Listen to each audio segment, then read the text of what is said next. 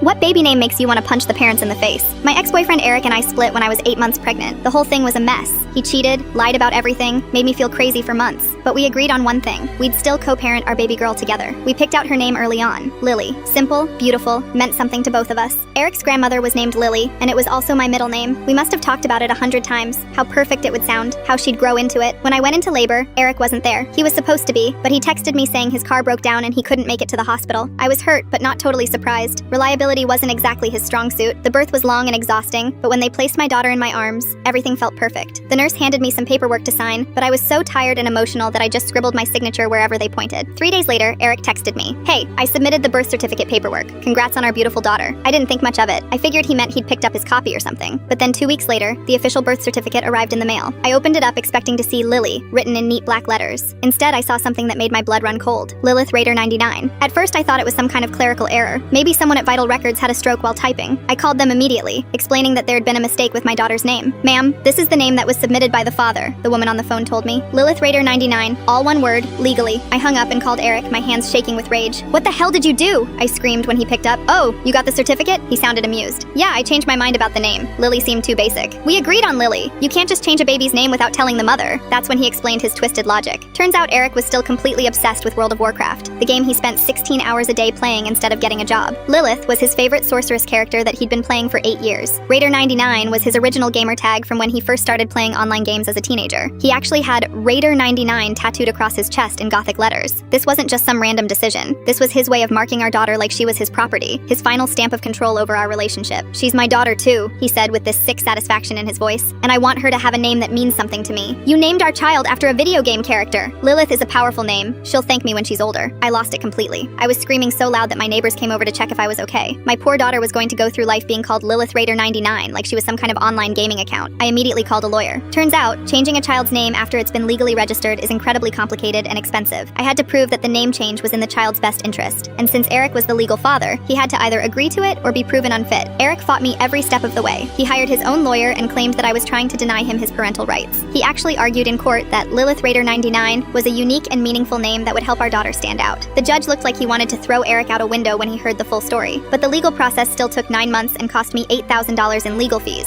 I had to work double shifts as a waitress just to afford it, barely seeing my baby while fighting to give her a normal name. Finally, the judge ruled in my favor. He said that naming a child after video game characters with numbers attached was clearly not in the child's best interests and could subject her to unnecessary ridicule and hardship. The day I got the new birth certificate with Lily printed on it, I cried harder than when she was born. My daughter was 2 years old by then, just starting to say her own name. Eric still refers to her as Lilith when he picks her up for his weekend visits. But legally, officially, she's Lily, just like we originally agreed.